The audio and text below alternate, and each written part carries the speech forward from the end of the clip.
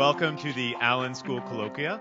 Today we're going to be hearing about work in the amazing theory group we have here in the Allen School. And the array of topics is actually pretty diverse. I was sort of astonished. So first off, we're going to hear about sunflowers from Siva. And then we're going to hear about Santa Claus from Sammy. Vincent's going to tell us about multiplication. Now, you probably thought you already knew everything there was to know about multiplication, but actually he's going to show how you can find really small proofs to show that your ability to compute multiplications is done correctly. And then Shin's going to talk about, then Kira's going to talk about how to make money in theory. That's totally Kira's joke, and it's a good one. And then Shin's going to tell us about, trying to squeeze computations into a little bit less space.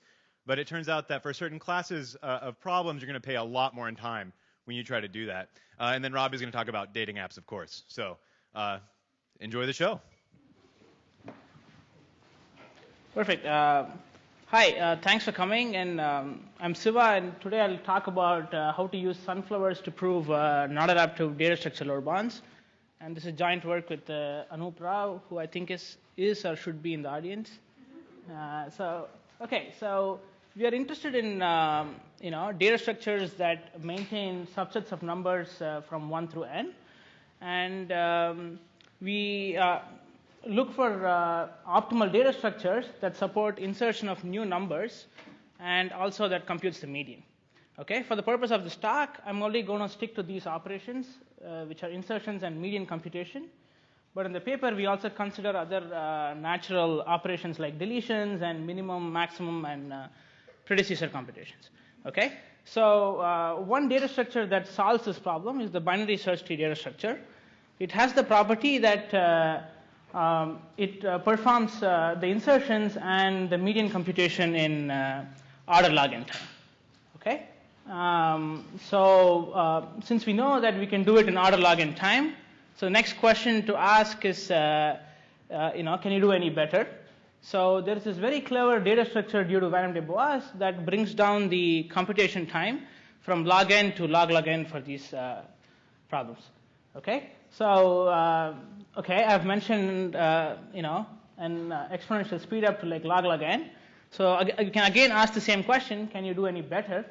Or in other words, is there a data structure that performs insertions and computes the median in order 1 time?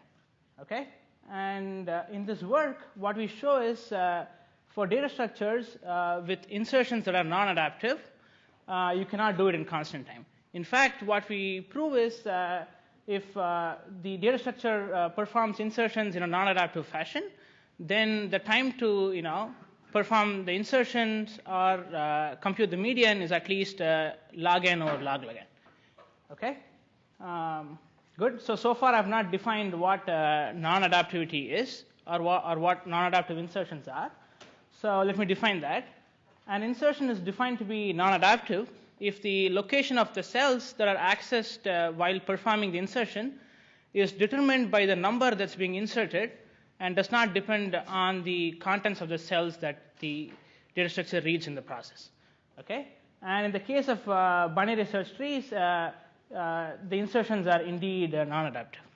Okay, so for the rest of the talk, the plan is to actually describe the key idea behind our proofs and also give a very short proof outline. So the key idea that we use in all our proofs is a lemma from combinatorial. It's called the sunflower lemma. What it says is if you have a collection of sets that like a collection of sets in which all sets have the same size, then you can always find a subset of the collection that forms a sunflower. Okay, so by a sunflower, what I mean is every pairwise intersection of sets in the collection is the same. So one way to visualize this is actually by seeing that there is this core and every pairwise intersection is exactly equal to the core. Okay, so now let me tell you how to use these sunflowers to prove a lower bound. So to actually use the sunflower lemma, I have to come up with a collection of sets. So since we know that the insertions are non-adaptive, I'm going to define the sets in the following way, where the ith set is the set of all cells that the data structure accesses while inserting the number I. Okay, this is well defined because the insertion operations are non-adaptive. Okay, so now we have n such sets because you can insert n possible numbers, And by the sunflower lemma that we saw in the previous slide, you'll be able to actually find the sunflower among these sets. Okay? Now that we have the sunflower, we can use the guarantees of the data structure to prove some interesting properties. The first interesting property that we prove is that by carefully designing a sequence of insertions, you can actually show that the core that the sunflower gave us contains all the useful information about the set that's being inserted. Okay, this is good news because you can then use some information theoretic arguments to say that the size of the core has to be large. And then this translates to a lower bound on the computation time for insertions and the median computation. Okay, so this completes the proof outline. So let me just summarize by saying that we asked this question if there are data structures that so performs insertions and computes the median in order 1 time, and we said that it's not possible if you have non-adaptive insertions, and the question is open for adaptive insertions. In the case like there are no better upper bounds known, there are no upper bounds that are better than log n that are known, and also the best lower bound that we know is just a constant. So any progress on that would be great, and it's a very fundamental and a cool open question. Yeah. Thank you.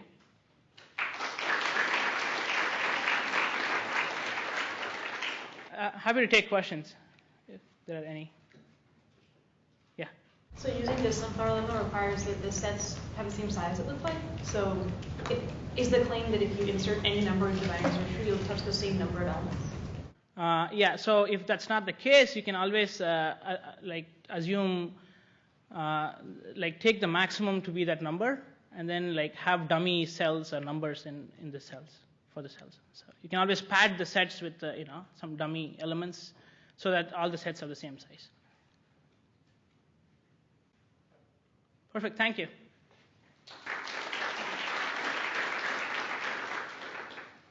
Okay. Hi. So I'm Sammy, and I'm going to talk about the Santa Claus problem, which is something I've been thinking about with Thomas and Nihao for the past year or so. So I want to start off broadly by just talking about the field that I work in, which is called combinatorial optimization. So here we want to find optimal solutions to some objective function subject to some constraint. And we can't really always do this. We like to study this for very hard problems. We normally use this to simplify NP hard problems, to study them theoretically. So you can ask, okay, why do I care about studying this kind of problem theoretically? And the lie that we'll tell you practical people out there is because it's important to develop efficient algorithms in order to approximate problems, which we know it's very unlikely that we'll be able to ever solve completely accurately. But really, as theorists, the reason that we like to study these problems is because we want to understand more about their structure in order to really see what makes them difficult problems. So today I'm going to talk about an approximation algorithm. And just to remind anyone who maybe didn't take graduate algorithms what an approximation algorithm is.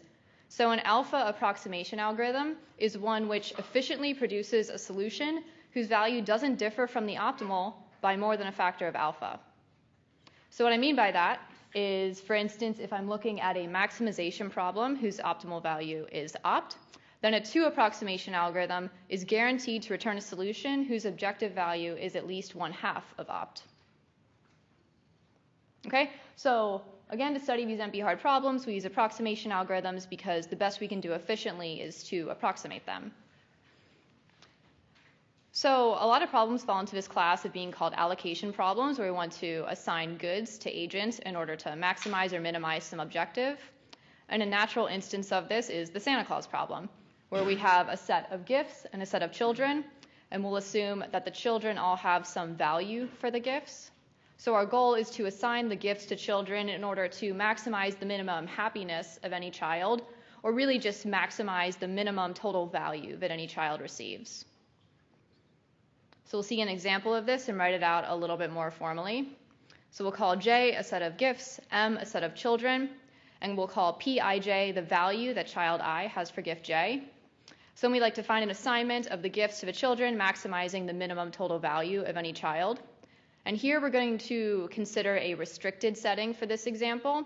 So restricted meaning that if a child does not want the gift, then they have value 0. Otherwise, the value of the gift is fixed across all children. So for here, we have a set of kids and a set of gifts. The values are all fixed for the gifts beforehand. Then the edges that we place here represent the set of gifts that the children might like to receive.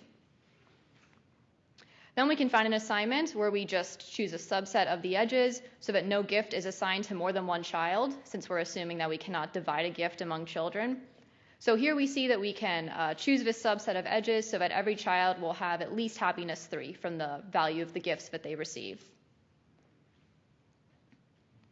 Okay? We can also consider an unrestricted setting where the value of a gift is allowed to vary among the children. So for instance, the yellow and purple child who both want the black gift don't have to have the same value. They could have different values for the gift. So this problem might sound kind of familiar. There's a classic NP-hard problem, which we call Makespan scheduling, but you might be more familiar with it as job machine scheduling, where we have a set of jobs that we need to complete among a set of machines. So we want to assign the jobs to the machines in order to minimize the maximum running time on any machine so that we complete the jobs as quickly as possible. So if you flip the max and min for this job scheduling problem so that you're maximizing the minimum load on any machine, then this becomes the Santa Claus problem, just with the change of language of you're assigning gifts to children instead of jobs to machines. And you can also consider both a restricted and unrestricted setting here, where in the restricted setting, how long a job takes does not depend on a machine, and in the unrestricted setting, it would depend on the machine. So we'll keep this in mind for now, kind of like this dualness property that happens between Makespan scheduling and the Santa Claus problem, and we'll come back to it later. So with Thomas and Yihao, in our work, we show that the restricted Santa Claus problem admits a 6 plus epsilon approximation algorithm in polynomial time. So here that n just being the size of the problem, the number of children, plus the number of gifts. But really, the main takeaway from our work is that we're able to design much simpler and cleaner algorithms that can also lead to better approximation factors by using problems underlying combinatorial structure. So in Santa Claus, we do this by exploiting an underlying matroid. So if you forgot what a matroid is, you want to think of it as a generalization of a vector space where you have some subsets of independent sets that have these nice exchange properties, and they really just allow you to design very clean algorithms. So just to end, I just wanted to show something kind of interesting about Santa Claus versus this job machine scheduling, even though they're just kind of duals of each other with this flipping the max and the min. So for Santa Claus, I told you that there is a 6 approximation algorithm for the restricted version, but for the unrestricted version, we really cannot do nearly as well. So the best polynomial time approximation algorithm, I believe, is from 2005 and is this root n times log n cubed approximation algorithm. But for Makespan scheduling, there's an algorithm all the way back from 87, which shows constant factor approximations for both the restricted and unrestricted versions. So even though these problems are very similar in how you can frame them, really what we know about them from the restricted and unrestricted versions is very different. Okay, thanks.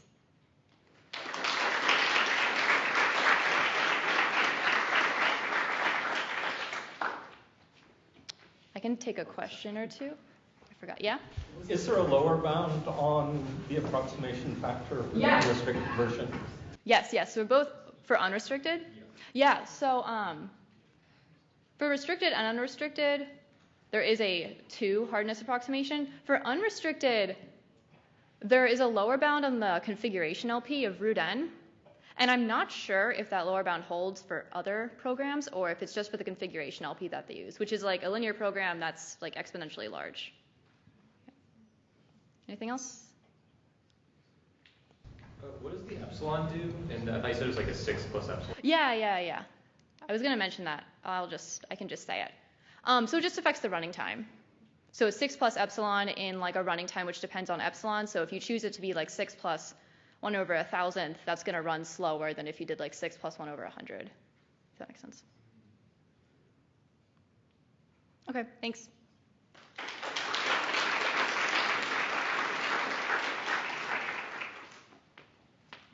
Hi everyone, I'm Vincent, and I'm going to tell you a bit about the relationship between proof complexity, stat solving, and verifying multipliers. This is joint work with Paul Beam. So let me set the stage. Say we're given a circuit design that's made out of, say, AND, OR, and NOT gates. And for example, we might be given a multiplier circuit, like here. And we want to ask, is this a correctly designed circuit? So how do we figure this out? There are a few different ways we can think of to assure ourselves that our circuit is correct. The first way is we could test inputs to the circuit and make sure it actually computes the output correctly. So we could find different pairs of integers and make sure that our multiplier multiplies them the right way. But this is infeasible to check all the possible inputs that it could have. So with this method, you're really only going to be certain that your multiplier works correctly on some small subset of the possible inputs. The next way we could consider is to have a human give us a proof of correctness. This will typically be at a higher level. Now, the immediate drawback is, of course, there's some human effort that's required to find this proof.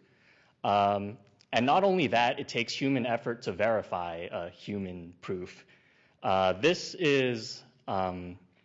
takes a lot of work with this approach. And furthermore, with a higher level proof, you may miss some of the smaller details that implementing this in real life that may matter for real life implementation at the bit level.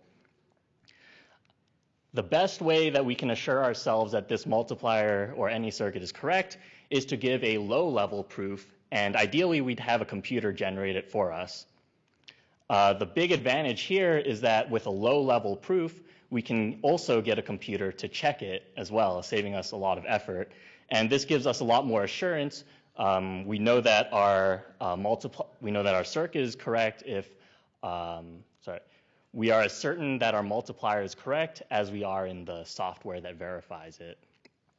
So yeah, big advantage is that it's a lot less human work as well. So this suggests the question of how hard is it actually to get a computer to find one of these proofs automatically? And to talk about this, I want to focus on the use of propositional logic for our proofs. So you may be familiar with this. This is just our simple logic with AND, OR, and NOT symbols. And the big advantage here is that describing our problems in this language is very flexible. It's typically going to be easy to convert a problem in hardware verification into a sort of SAT problem, which is to try to show that this formula is unsatisfiable, that it always evaluates to false. But for a long time, there was a theoretical difficulty here. The problem is that the SAT problem is NP complete. In theory, that means that this is intractable. And for a long time, people thought that there was no hope of really getting efficient solvers for this problem. Fast forward to today, and the surprise is that modern SAT solvers are actually really, really fast. So there's been a huge amount of progress in the last 2 to 3 decades. Our solvers have gone from being able to solve problems which contain a few hundred variables to real-life problems in industry that have millions of variables in them. And this is not just a speed up due to like Moore's law or increased CPU power. This is really an improvement in the underlying algorithms of the solvers.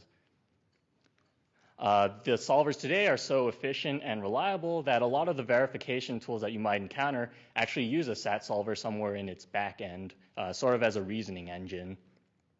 So given all that about how great SAT solvers work today, we might expect that under the hood, they somehow use some really powerful, sophisticated set of inference rules underneath. But surprisingly, the best SAT solvers give a really basic type of proof called a resolution proof. This was a type of proof that was introduced in the 60s, and it's sort of the most basic proof system that you can come up with that's non-trivial. It only has one inference rule called the resolution rule. So this was introduced a long time ago to study, and this sort of kickstarted the study of automated theorem proving. And in the 80s, we already knew from proof complexity that there are examples of SAT problems that actually require exponentially large resolution proofs. What does this have to do with the SAT solvers? Well, big resolution proofs mean slow SAT solving. This is for a pretty simple reason. In order for the solver to give you the resolution proof, it has to at least see the whole thing first. Okay, so back to the setting of verifying multipliers. Let's say we're trying to check that a multiplier is commutative. It gives the same answer when you feed in x times y versus y times x.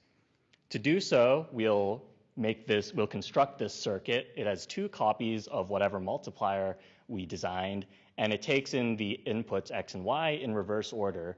And then we add that inequality, some inequality constraints to assert that there's some difference between these outputs. Now, if you feed it into a SAT solver, and it says that it's unsatisfiable, then you would basically have a proof of the equivalence of the two multipliers here. So what happens when you actually feed these problems into a SAT solver? It turns out that no matter what solver you choose, there are a lot of them out there, all of them scale exponentially when given this problem. And this is a small problem. It only has a few hundred variables. Yet all the solvers today seem to hit a roadblock at around 12 to 13 bits of multiplier size.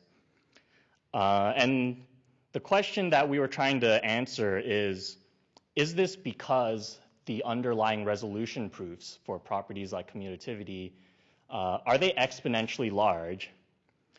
So this is where proof complexity comes in, because this is a proof complexity question.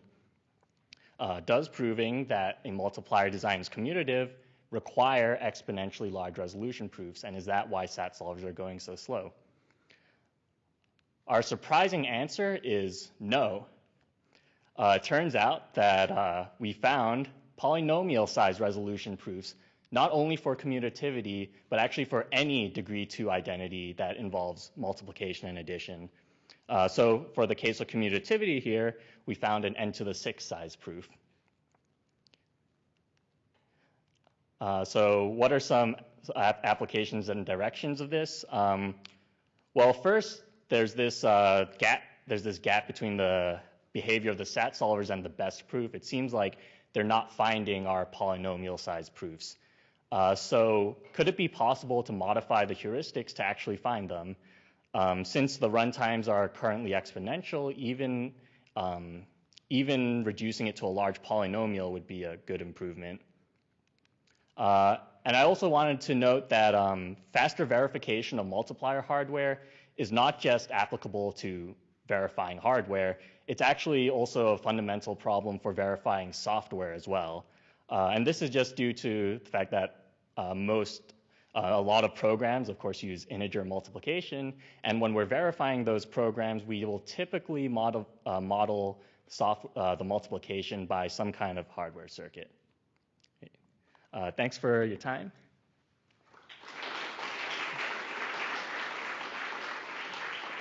And I can take questions. Is the slowdown because of constructing the proof, or is it in the search for it? So it's basically, it's the slowdown is sort of, we're sort of assuming here that the search is the best possible search in our, when we're saying that a big proof makes a SAT solver slow. So the slowdown, so we're basically not assuming that it takes no time to find the proof. Our lower bound is basically a lower bound on how long it takes to just print the proof out, really. Okay, thank you.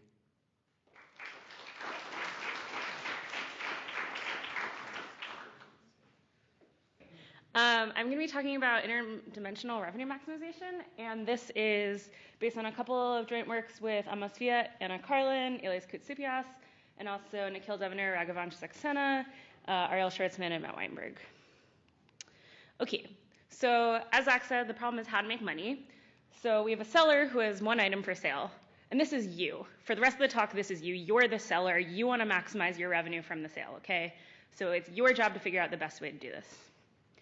We have some buyer. The buyer comes along, and they have a value of how much they're willing to pay. This is how much the item is worth to them, and thus it's how much the maximum amount they'll pay for the item. Now, you might also have 3 different items, in which case the buyer is going to have a value for each individual item, V1, V2, V3, respectively, how much each item is worth to the buyer. And if they get multiple items, we just add them. They're additive, okay? So what do you know as the seller? What information can you use to maximize your revenue? You don't know the particular values VI. What you do know is the probability distribution of a customer arriving and having any different value. So you don't know that this buyer is willing to pay $5 for the green item, but you do know that it's going to be between $2 and $7. It's going to be $2 with this probability, $3 with this probability, and so on. And so you can use that to maximize your expected revenue, an expectation over the probability distribution. Okay? And so what's your goal? You get to decide which items does the buyer get and how much do they pay. Okay? So let's go back to the one item setting. What we know in the one item setting is that the optimal way to sell one item is just to post a price of R. What does this mean? I'm going to post a price of R. You can come, you can buy the item if you want. You don't have to buy it. You can just leave it behind. How am I picking that R? Well, I'm going to maximize this quantity here, which is just my revenue. This is for any price. I'm going to get that price times the probability that a customer shows up and is willing to pay for it. Okay, so that's my revenue, and I'm just picking the best price out of all of the possible prices. So this is optimal. This is just past work by Myerson, and we've known it since 1981. And the properties of this are that it's super simple. We can just compute it very easily, and there's only really one option for the buyer. Either they don't participate, or they take the item and pay the price. Okay, what happens when we go to two items? Well, let's suppose we know something about the values. Suppose that the value for each item is either $1, $2, or $4. What's the revenue optimal way to sell the items? One option is that we could just put a price on each item separately. Another option is that we could put them in a bundle, like a fruit basket, and put one price tag on it. Who thinks that option 1 is optimal? Option 2? Everybody's wrong, because it can be either. And in fact, it can even be more complicated. So get this. Another way to sell it is that I could offer you, pay me $1, I'll flip a coin. If it's heads, I'll give you item 1. Pay me $1, I'll flip a different coin. If it's heads, I'll give you item 2. Or pay me the premium of $4 and I'll give you both items. And sometimes this is optimal. And sometimes it's even crazier. So the point is, as soon as we get to 2 items, things get crazy. So again, it totally depends on the probability distribution. For example, if there's a really high probability that the buyer is going to come with value 4, we should just post a price of 4 on each item. But if the distributions are weird, it can get weirder. Okay, so again, we said that for one item, it's really simple and easy to compute. But once we get to 2 items, it can be intractable to compute. There can be uncountably infinite different options to the buyer. All these different lotteries where we're flipping slightly different coins and charging slightly different prices. And we still know very little about what the actually optimal thing is, despite 10 plus years with tons of clever results on this. So the point is, between 1 item and 2 items, there's this huge gap. Okay. So again, our goal is to design revenue optimal mechanisms. What you should think of this is as just an algorithm. The algorithm takes in the bidder's value, and it outputs the probability that the bidder gets each item, which, as we've talked about, can be randomized. It doesn't just have to be 0, 1. And also the price they pay for this whole outcome, which is like a lottery ticket with these probabilities. Now, the thing we need to do, because the buyer is telling us their input to the algorithm, is we want to make sure they're not going to try and game the system. So we're going to add truthfulness constraints so that we can correctly reason about the revenue we're getting. So what this says is that every bidder should prefer their own outcome, reporting their own true value over anybody else's. Okay, so let's zoom in on what this looks like. In the one-dimensional setting, say we're selling 1 item, and the buyer could have a value of 1, 2, 3, or 4.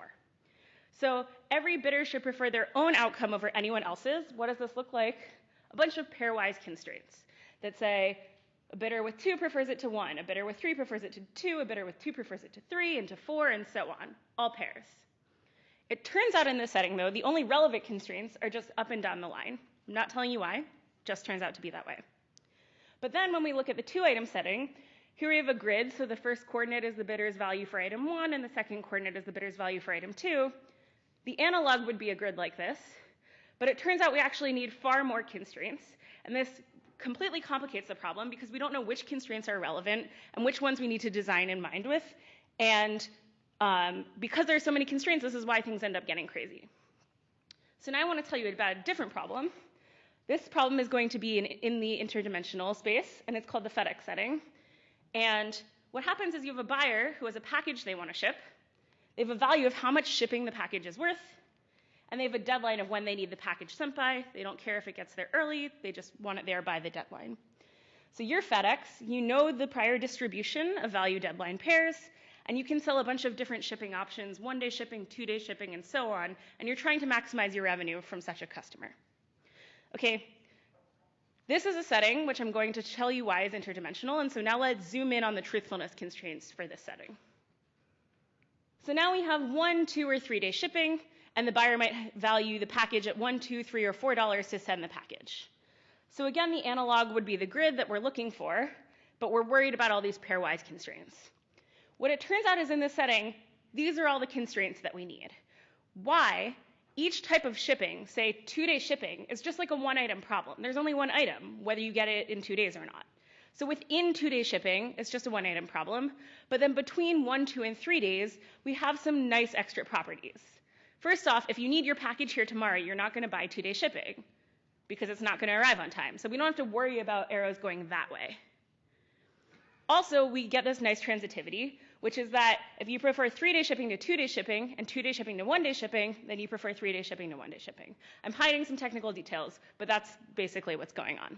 So you get this nice simplification, which much fewer incentive compatibility constraints, truthfulness constraints, and so this puts us in between. Okay, this puts us in between 1 and 2 items.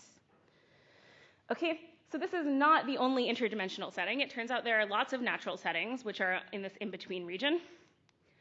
There's also the setting where you have some value for an item, but you can't pay more than some budget, and the seller doesn't know your budget, so it's worth V to you unless you go over your private budget B. Or say there's some set that you want, some set of items like internet and TV, and you want to buy internet and TV. It's worth V to you as long as you get both internet and TV. You don't care if they throw in a landline too, but if you only get internet, you're not happy. Or there's a setting called multi-unit pricing, which says that I want multiple items. I want more than one, and it's worth the same for me for each additional item until up to some capacity where it's not worth anything to me anymore. And the point is, what all of these natural problems have in common is that they wind up by complexity metrics on this spectrum in between 1 and 2 items. Okay, so I said by complexity metrics. By what complexity metrics? The first one is how well do we understand the optimal mechanism? So for 1 item, it was simple, it was closed form, we had a formula for it. For 2 items, we don't understand it at all.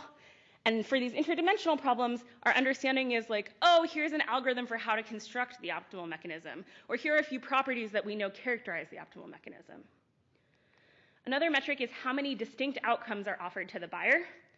So before I said for 1 item it's 1, and for 2 items it's uncountably infinite. So it turns out that these problems fall nicely on the spectrum in between, from exponential to unbounded but finite. Some nice future directions are how many samples would it take if we wanted to learn our mechanism, or if we wanted to just use a simpler mechanism, but then increase competition by recruiting extra bidders to the marketplace, how many additional bidders will we need to recruit? So what you should have gotten away from this talk is there is a big gap between one item and 2 items, and there's a bunch of stuff in between by several different metrics.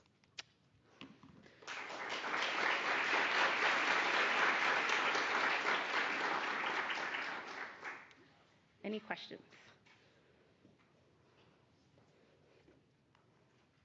Yeah. Does it matter if the prices are discrete or continuous? With respect to?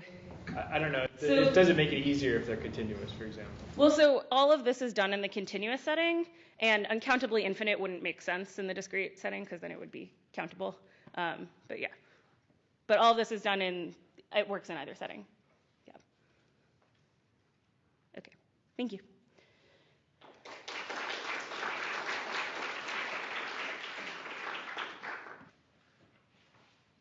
Hi everyone, thanks for coming. I'm Xin.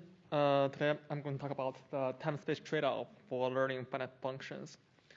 So basically, I work on computational complexity. And what is computational complexity? Well, to be short, it's mainly about the resources we need to solve certain problems. So here, the resources, they are mainly just time and space. So in some sense, we are working in the same way as the physicists. However, they are not treated equally. So here I have an example. So if you go to Amazon and check for the price of a hard drive, so this is for 4 terabytes, and it will cost only $100. So this will represent the space.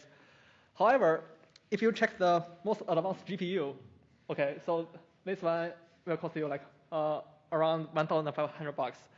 So this implies I think you need to pay for 15 times more expensive for the time rather than the space. However, this is not right. Actually, in this talk, I will give you an example where the space is at least as important as the time. So the setting is the streaming learning model. It's proposed by Shamir and Sternhard, Weidenberger. So in this model, our target is to find some unknown function f, which is chosen from the function class capital F. This capital F is known to the learner. This is called streaming learning because every time what we are given is a random evaluation x and f of x. So in this model, the time is just the number of evaluations we have ever seen in order to learn the unknown function f. And the space here is a little tricky because this is a streaming model. So after seeing each evaluation, we can do something on our local in our local memory. For example, we can just remember the evaluation, or we can just choose to ignore it and to see the next one. So the space is actually the local memory we can operate on. This may be too abstract, so let's see a concrete example. So the ground truth of the function class f is just we know that this function f must be a Boolean quadratic function. Quadratic here means degree is at most 2. Okay, so now the function f is determined, but it's unknown to the learner. It is x1 times x2 plus x3. So it is on 3 variables. The degree is at most 2. Okay. Now we start to receive the evaluations. So we see the first evaluation is 0, 1, 0, and we see the f of x is 0. Then we see the next one, 0, 1, 1, and we see the evaluation 1. And after that, we see a third one, which is 1, 0, 0, and the evaluation is 0. Okay. Now some learner will just make a guess. According to these 3, so one thing the learner could do is just remember all the evaluations, write them into the memory, and then the learner just think the function f is just x3. Well, this f matches all the evaluation, but this is not correct because the ground truth is actually x1 times x2 plus x3. So the question is, how can we learn this function? How can I make the learning in this setting? So the first method is just we can collect enough evaluations in the memory until we can recover the f. Let me think of the unknown function f is determined by all its coefficients. And for in the example of learning quadratic polynomials, there are only like n squared coefficients if the function is only over n variables. So roughly n squared evaluations is enough. However, you have to store the evaluations, and each evaluation will cost you like n bits long. So in total, the space you need will be like n cubed. And this space actually can be reduced. So the other method is we'll wait for a special set of evaluations. That is, at the beginning of the algorithm, we specify n squared special evaluations so that once we see the input is one of them, then we just record the evaluation of such inputs. In this way, we can reduce the space from n cubed to n squared. However, in this setting, we cannot choose the input, the evaluation. I mean, the inputs, they are random. They are coming in a uniform random way. So in order to see those special inputs, we have to wait forever, actually, because there are 2 to the n many different inputs. By a standard coupon collection lemma, you will see that you need to wait for 2 to the n evaluations until you can see some special subset of them. Okay, so you can see that we have two algorithms. One have like a short time but comparable large space. The other one has smaller space but exponentially longer time.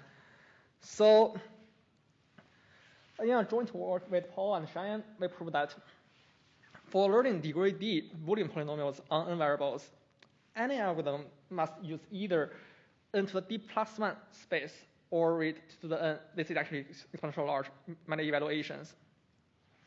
Notice that the space and time, they actually matches one of the algorithm I mentioned in the previous slide. So this actually tells you that there are essentially only two different learning algorithms, which means if you want to reduce the space by a little, you have to pay for exponentially longer running time. So in this example, the space shouldn't be ignored. It is at least important as the running time. And if you are interested in the proof technique, this result is proved by the branching program, which is quite standard too in the computational complexity. And that's it for my talk. Thank you.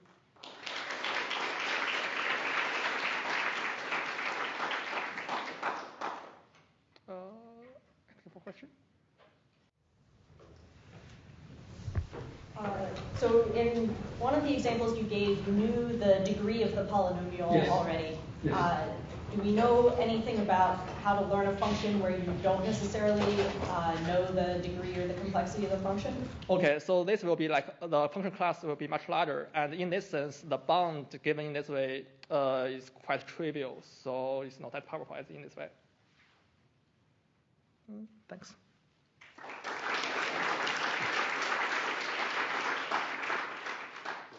Hi, everyone. I'm Robbie. I'm going to talk about a simply exponential upper bound on the maximum number of stable matchings, and this is joint work with Anna and Cheyenne. All right, so let me start by telling you about the stable matching problem. So we're given two sets of people, two sets of agents, and just so that I have pronouns to work with during this talk, I'm going to say one set of agents is a set of men, M1 up to Mn, and the other set is a set of women, W1 up to Wn. All right, and each of these men and each of these women are going to be paired up with one another. So we'll have each man is paired with one woman, and each woman is matched to exactly one man. All right, and our goal in doing this pairing is to match them up in a way that respects their preferences. So each man has his first choice woman, second choice woman, all the way down to his last choice, and each woman has her first choice man all the way down to her last choice man. All right, and our goal is to find a matching that is stable. All right, what does it mean to be stable? Basically, it means that no one's going to call up someone who they're not matched to and say, hey, I'd rather be matched to you. And that person will respond with, hey, I'd rather be matched to you too. Let's just match with each other. All right, so what do we want? We want a stable matching where there's no pair, so that M would prefer to be matched to W instead of his partner. W would prefer to be matched to M instead of her partner. All right, so in this small example, this matching here is not stable. Why is it not stable? Well, M would prefer W to W prime. W would prefer M to M prime. All right, so that pair is going to break our stability. All right, so why is a stable matching useful? Well, it's for exactly this reason, right? So no pair can call up one another and say, hey, I'd rather be matched to you, and just ignore what we've told them to do. All right, and this property is exactly what makes stable matchings really, really useful in practice. Right, so if you're trying to decide on a matching, you can be just a central clearinghouse making assignments, and you don't need to worry about what every individual is going to do. Right, if your matching is stable, you don't have to try to pay people off to not call someone up and try to change the matching. You know that there's no one they can call to change the matching. All right, and this property makes them really, really useful in real life, really useful in practice. All right, these are used to assign medical school graduates to the first place they do their residency. They're used to assign students to high schools in some school districts. They are used here at UW. The first thing PIM does when he's choosing what course you're going to TA is to run a stable matching algorithm. And I also recently discovered this is how the sororities at UW decide which houses all their pledges are going to go to. And as Zach indicated earlier, you could also use this if you are making a dating app. All right, so really huge wide range of possible applications. All right, so let's do a little bit of basics of stable matching theory. All right, so Gale and Shapley defined this problem way back in 1962. All right, and they came up with two really interesting results in this first paper of theirs. First of all, there is always at least one stable matching. One of these always exists no matter what the preference lists are. Right? And the second thing they showed is this strange result that there can be more than one stable matching, more than one way to pair people off so that no one can change the matching unilaterally. All right, so just to give you a little bit of intuition, here's a very small example where this happens. All right, so if we give the men their first choices, we'll have a matching and this is stable. If we give the women their first choices, we get this other green matching, which is also stable. All right, so even in this very small 2x2 instance, we have two possible stable matchings. All right, so once you know there can be more than one, I think it's a very natural question to ask, what's the maximum number of stable matchings? All right, so if I keep making this instance bigger and bigger, keep adding more and more men and women, have now n men and n women, how many stable matchings can there be? How fast can I cause that function to grow? All right, hopefully you agree with me that this is a very natural question to ask. If you don't, Donald Knuth asked this question in 1976, so it has to be a good question to ask. All right, let's try to get a little bit of intuition here. All right, so what's the actual maximum number? What do we know? All right, so the first thing you might try to do is prove a lower bound, make a construction, come up with a stable matching instance, and figure out how many matchings it has. All right, so it's not too hard to show that the number of stable matchings can be exponential. All right, if you just take that 2x2 instance I showed you on the last slide and copy it n over 2 times, you'll have n over 2 little sub-matchings, each of which has two possible matchings inside of it. That'll give you 2 to the n over 2 matchings total. All right, if you take that instance and be just a little bit more clever in the recursion, there's a construction that will give you 2.28 to the n stable matchings, and this is the best construction we know. Right, this is the most stable matchings anyone's ever been able to figure out how to do. All right, and once someone has a construction and we haven't improved it for about 3 decades, you start to wonder if that might be the right answer. All right, so you start thinking about upper bounds. All right, and before our paper, the best upper bound was this n factorial over 2 to the n, which is about 2 to the n log n. All right, there's a big gap now between the lower bound and the upper bound still. Right, the lower bound is some constant to the n, 2 to some order n term, and this upper bound is 2 to the n log n. So there's a big gap here, and the question is which of these is right, or at least which of these is closer to right? And the answer is that the lower bound is much closer to the correct answer. All right, so what we show in our paper, this is the theorem of Anna, Cheyenne, and I, there's a universal constant c, so that every stable matching instance with n men and n women has at most c to the n stable matchings. Right, so it's much closer to some constant to the n, or it is some constant to the n. All right, let me take a minute to try to argue why you should care. All right, so first of all, maybe a future application of our work.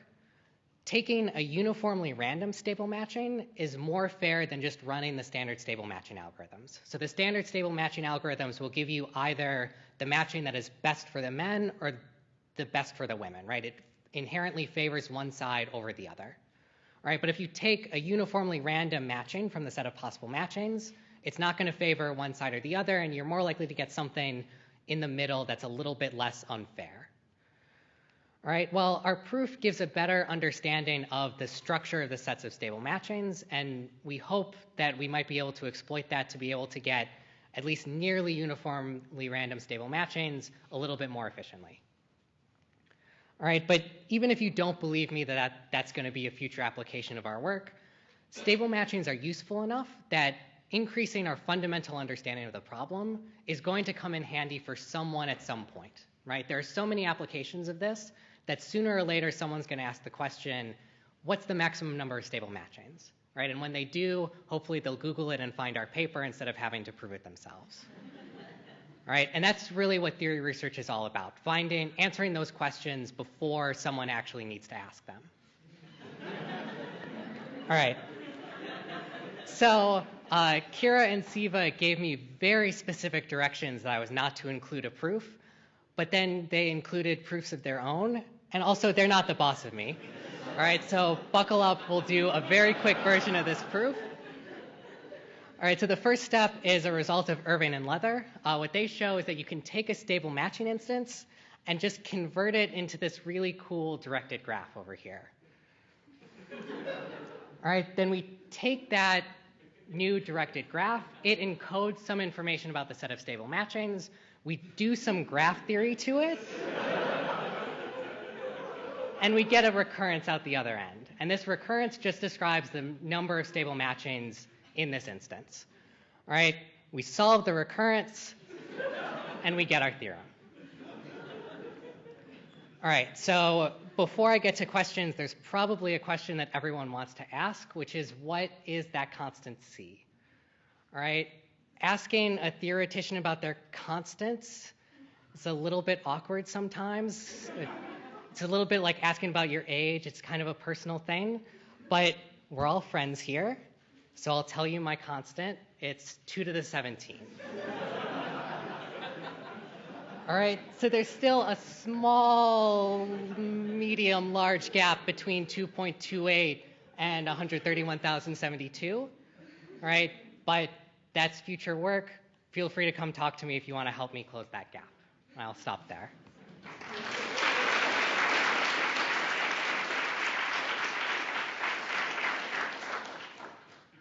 Jennifer?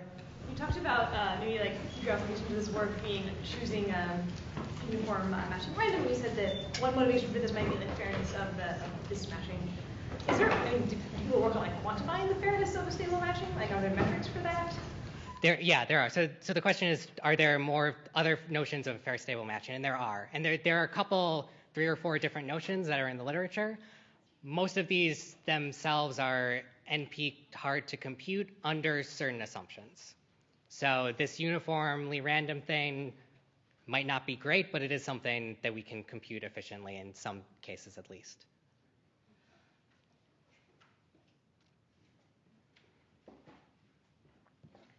Okay, thanks very much to the theory group. Let's give another round of applause to all the speakers.